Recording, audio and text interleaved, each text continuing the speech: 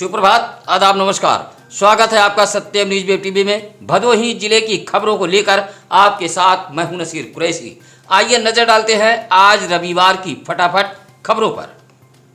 Bharatiya Janata party ने जिला पंचायत सदस्य के लिए भदोही जिले के 26 वार्डों से प्रत्याशियों की घोषणा करते ही भदोही जिले में भाजपा के धुरंधरों ने बगावती सुर अपनाना शुरू कर दिया है। बगावत में खुद भदोही से भाजपा विधायक रविंद्रनाथ त्रिपाठी का परिवार भी शामिल हो गया है।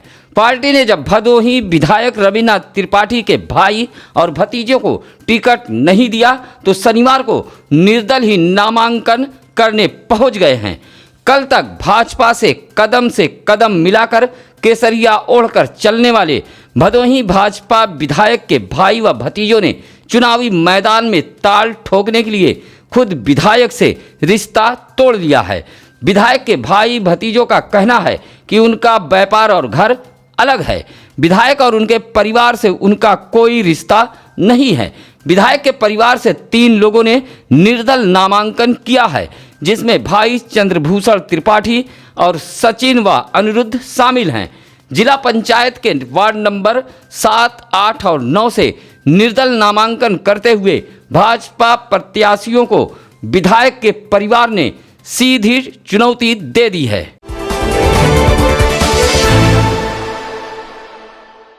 पंचायत चुनाव के पहले चरण में मतदान के लिए शनिवार को भदोही जिले में गहमा-गहमी के बीच नामांकन शुरू हुआ। आपको बता दें कि जिले के 6 विकास खंडों में ग्राम प्रधान, बीडीसी, ग्राम पंचायत सदस्य के पदों के लिए नामांकन किया गया। तो वहीं जिला पंचायत सदस्य के नामांकन के लिए संभावित प्रत्याशियों ने ज्ञानपुर एडीएम कोर्ट में नामांकन पत्र दाखिल किया है। इस बीच सुरक्षा के तगड़े इंतजाम किए गए थे। सुबह से ही खंड विकास कार्यालयों पर गहमा-गहमी देखी गई। भदोही जिले के सुरियामा, अभोली, डीग, ज्ञानपुर, औराई व भदोही विकासखंड कार्यालयों पर ग्राम प्रधान, बीडीसी व ग्राम पंचायत सदस्यों के प्रत्याशियों ने नामांकन किया है। एक एक ग्राम सभा से दर्जनों से अधिक लोगों के चुनावी मैदान में उतरने से नामांकन स्थल पर काफ़ी भीड़ देखी गई। आपको बता दें कि भदोही जिले में पहले चरण के दौरान 15 अप्रैल को चुनाव होना है। त्रिस्तरीय पंचायत चुनाव को लेकर भदोही जिले में आचार संहिता की धज्जियां उड़ाने वालों के खिलाफ जिला प्रशासन ने कार्रवाई शुरू कर दी है। आदर्श आचार संहिता लागू होने के बाद भदोही जिले में संभावित प्रत्याशियों द्वारा खुलेआम आचार संहिता की धज्जियां उड़ाई जा रही हैं।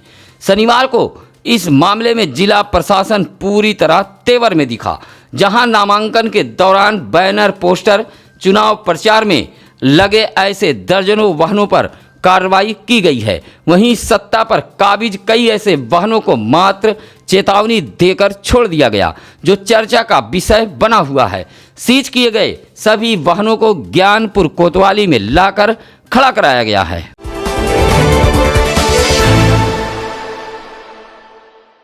औराई विकासखंड के ग्राम पंचायत पूरे शंभू के पूरे प्रताप निवासी मुकेश लाल व उसके परिजनों का नाम मतदाता सूची से काट दिए जाने का आरोप लगाते हुए शनिवार को बड़ी संख्या में ग्रामीण डीएम आवास पहुंचे थे। इस दौरान मुकेश लाल नामक व्यक्ति ने डीएम को एक शिकायती पत्र देते हुए आरोप लगाया कि ग्राम सभा के प्रधान पति की साजिश से उसका व उसके परिवार का नाम वोटर लिस्ट से कटवा दिया गया है।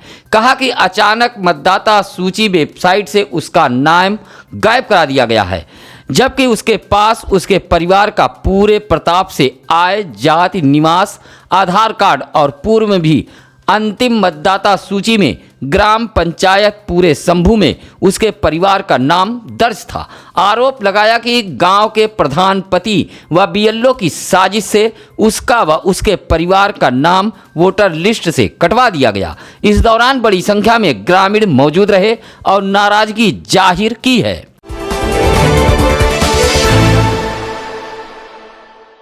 सुरियामा रेलवे स्टेशन के पश्चिमी केबिन के समीप शुक्रवार व शनिवार की रात करीब 1 बजे पंचलाल यादव उर्फ नेता नामक युवक का शव रेलवे ट्रैक पर पाया गया।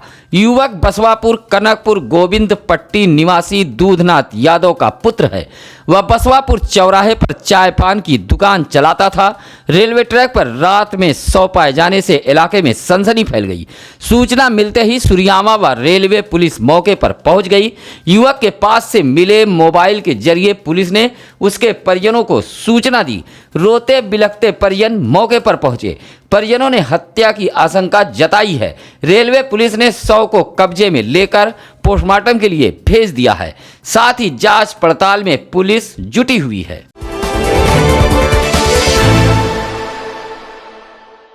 ससुर के पूर्व सीट पर राज करने के लिए घूंघट की आड़ से निकलकर बहू ने नामांकन किया है। आपको बता दें कि भदोही विकास खंड के ग्राम सभा सररोई की सीट महिला है। ऐसे में 2005 से 2010 तक ग्राम सभा के प्रधान रहे कमलाधर की बहू चंद्रकला ने शनिवार को भदोही विकास खंड कार्यालय पर पहुंचकर नामांकन पत्र दाखिल किया है। कमलधर की बहू चंद्रकला ने 2 सेट में नामांकन दाखिल किया है। ससुर की पूर्व सीट पर घूंघट की आड़ से निकलकर चंद्रकला अब गांव के अन्य प्रत्याशियों को टक्कर देने के लिए निकल पड़ी है।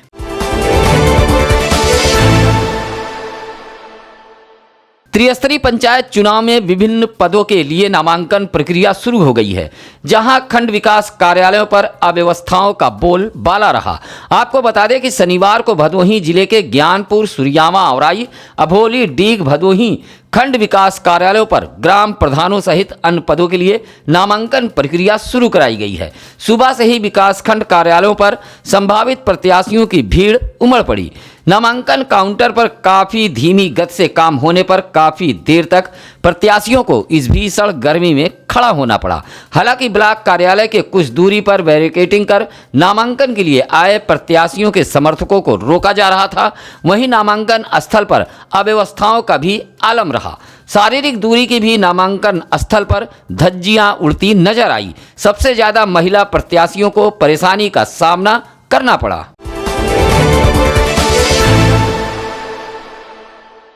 भदोही जिले के ग्रामीण इलाकों में लगातार खेत में आग लगी की घटनाओं से किसान पूरी तरह परेशान हो चुके हैं।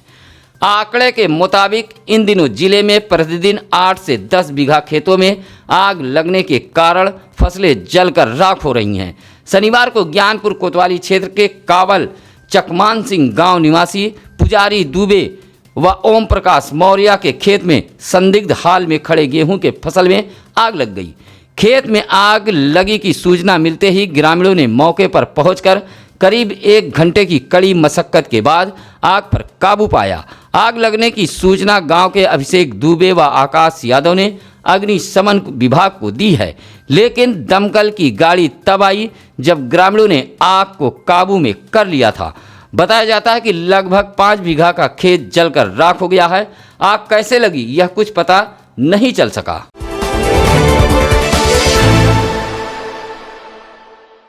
उत्तर प्रदेश राज्य सड़क परिवहन निगम द्वारा कैंट डिपो वाराणसी क्षेत्र के लिए विभाग ने संविदा पर चालकों के लिए भर्ती निकाली थी। आपको बता दें कि यह भर्ती औराई, भदोही तथा ज्ञानपुर रोड बस डिपो के लिए चालक पद पर संविदा के तहत निकाली गई थी। शनिवार को ज्ञानपुर रोडवेज बस डिपो पर अभ्यर्थी चालकों की सुबह से ही भीड़ उमड़ पड़ी थी। हालांकि यह भर्ती प्रक्रिया दोपहर बाद से शुरू की गई। संविदा चालक पद के लिए ज्ञानपुर रोडवेज बस स्टैंड पर कुल 25 अभ्यर्थी पहुंचे थे, जहां 21 लोगों का टेस्ट हुआ। विभाग द्वारा 10 का टारगेट रखा गया था, जिसमें 7 का चयन हुआ है। इस संबंध में वाराणसी कैंट डिपो के ARM दयाशंकर सिंह ने बताया कि दूसरा टेस्ट कानपुर में होगा। उसके बाद चयन किए गए संविदा चालकों की नियुक्ति कर दी जाएगी। आपको बता दें कि सुबह 10 बजे होने वाली यह भर्ती प्रक्रिया शनिवार को दोपहर बाद शुरू की गई। इसलिए बड़ी संख्या में पहुंचे अभ्यर्थियों ने नाराजगी व्यक्त करते हुए रोडवेज बस स्टैंड पर प्रदर्शन भी किया। लगभग 2 साल से बंद पड़ा भदोही शहर के स्टेशन रोड बिलाल मुसाफिर खाना मिडिल स्कूल का ट्यूबवेल रमजान से पहले चालू हो जाएगा। इससे भदोही शहर की आधी आबादी के पेयजल की समस्या दूर होने की उम्मीद है। आपको बता दें कि स्टेशन रोड स्थित मिडिल स्कूल में नगर पालिका परिषद भदोही का लगा ट्यूबवेल 2 सालों से खराब पड़ा था, जिससे पेयजल को लेकर लोग परेशान थे। लेकिन अब उसी परिसर में दूसरी बोरिंग कराकर ट्यूबवेल को चालू कराने का काम शुरू करा दिया गया है। रमजान से पहले यह ट्यूबवेल चालू हो जाएगा, जिससे शहर की पेयजल समस्या दूर होने की उम्मीद जताई जा रही है।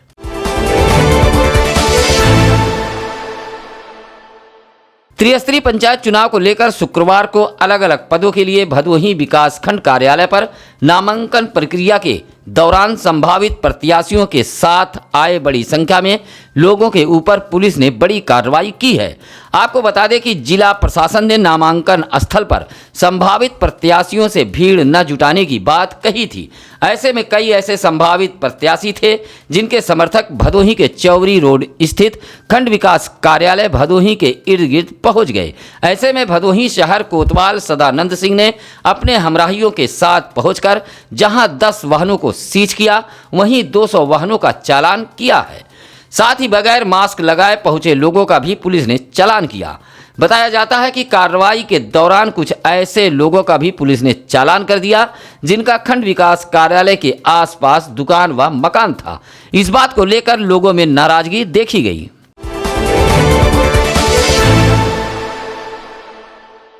भदोही शहर के जमुनीपुर स्थित रोडवेज बस स्टैंड पर कार्यदायी संस्था की बद इंतजामी के चलते रोडवेज बस स्टैंड के कर्मचारी व बस यात्री बेहद परेशान हैं।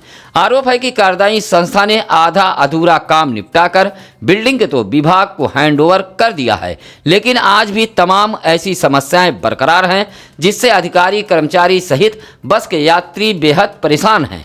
बताया जाता है कि पेयजल को लेकर कार्यदायी संस्था द्वारा बड़ी लापरवाही बरती गई है। पानी की टंकी में बालू भर गया है, जिससे पेयजल सप्लाई की पाइप लाइन पूरी तरह जाम हो गई है। ऐसे में यात्री पानी के लिए काफ़ी परेशान हैं।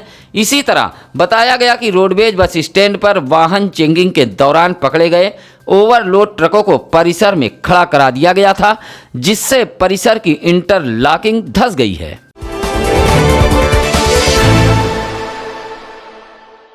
शनिवार को नामांकन स्थल खंड विकास कार्यालय भदोही का उपजिलाधिकारी भदोही योगेश कुमार ने निरीक्षण किया है। इसी तरह उन्होंने सूर्यामा विकासखंड कार्यालय के नामांकन कक्षों की सुरक्षा व्यवस्था का जायजा लिया।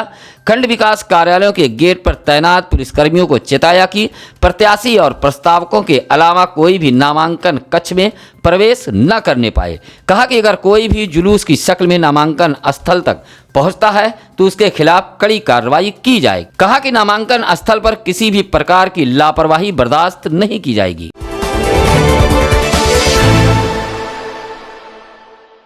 भारतीय जनता पार्टी द्वारा जिला पंचायत सदस्य की सूची जारी करते ही लंबे समय से पार्टी का झंडा बैनर ढोने वाले अब बगावती तेवर अपनाने लगे हैं। टिकट न मिलने पर अब यही लोग भाजपा से बगावत पर उतर आए हैं। ऐसा ही एक मामला चर्चा का विषय बना हुआ है, जहां भाजपा नेता विभूति तिवारी ने भाजपा से बगावत कर बिगुल फूंक दिया है। टिकट न मिलने से नाराज विभूति तिवारी वार्ड नंबर 20 से निषाद पार्टी से ताल ठोकेंगे। हालांकि इस संबंध में भाजपा के जिलाध्यक्ष विनय कुमार श्रीवास्तव ने कहा कि विभूति तिवारी पार्टी के किसी पद पर नहीं रहे, बल्कि वह एक सक्रिय सदस्य थे।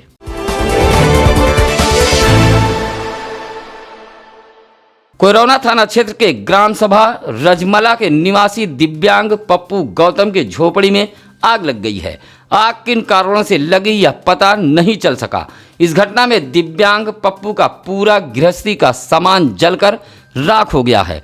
बताया जाता है कि पप्पू व उसकी पत्नी नेत्रहीन हैं। यह दंपत्ति अपने 2 मासूम बच्चों को लेकर रजमला गांव में झोपड़ी बनाकर रहते हैं।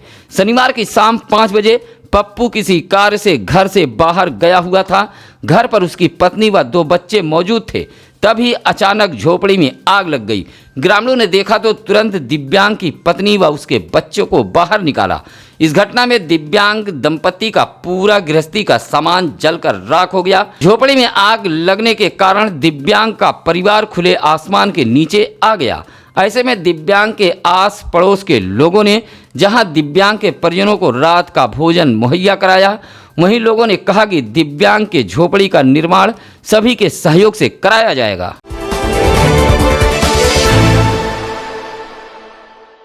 शनिवार को गोपीगंज के राष्ट्रीय राजमार्ग मिर्जापुर तिराहे पर यातायात प्रभारी शशिकांत यादव ने बगैर मास्क लगाए वाहन चलाने वालों के खिलाफ अभियान चलाया।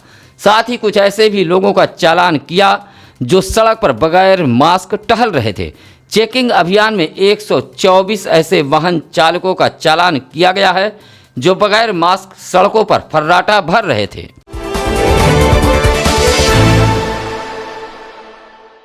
संक्रमण के दूसरे लहर में भदोही जिले में मरीजों के मिलने में काफ़ी इजाफा हो रहा है। इस बीच गैर प्रदेशों से आने वाले परदेशियों का भदोही जिले के स्टेशनों पर जांच पड़ताल भी किया जा रहा है। जैसे जैसे जांच का दायरा बढ़ रहा है वैसे वैसे संक्रमितों की संख्या भी भदोही जिले में बढ़ती जा रही है। भदोही जिले में पिछले 3 दिनों से स्वास्थ्य विभाग द्वारा जो रिपोर्ट बताई जा रही है वह काफ़ी चौंकाने वाली है। शनिवार को भी भदोही जिले में 15 संक्रमित मरीज पाए गए हैं। दूसरे लहर में मरीजों में इजाफा हो रहा है। आप सभी दर्शक साथियों से निवेदन, अपील, गुजारिश है कि अगर आपके आसपास हो कोई खबर तो हमें अवश्य बताएं। ग्रामीण इलाकों की खबरों को हमेशा नज़रअंदाज किया गया है, लेकिन आपके भदोही जिले का सत्यम न्यूज ग्रामीण इलाकों में मौजूद बद इंतजामी व समस्याओं को प्रमुखता से दिखाता व छापता चला आ रहा है। ऐसे में आपसे गुजारिश है कि कोई भी खबर हो तो चैनल पर फ्लैश हो रहे नंबरों पर अवश्य बताएं। आइए अब जानते हैं आज क्या है ज्ञानी पंडित जी में। आज 4 अप्रैल 1889 को मशहूर हिंदी कवि, लेखक, नाटककार और पत्रकार माखनलाल चतुर्वेदी जी का जन्म मध्य प्रदेश में हुआ था। इसी के साथ अब नसीर कुरैशी को दीजिए इजाज़त। नमस्कार, आदाब।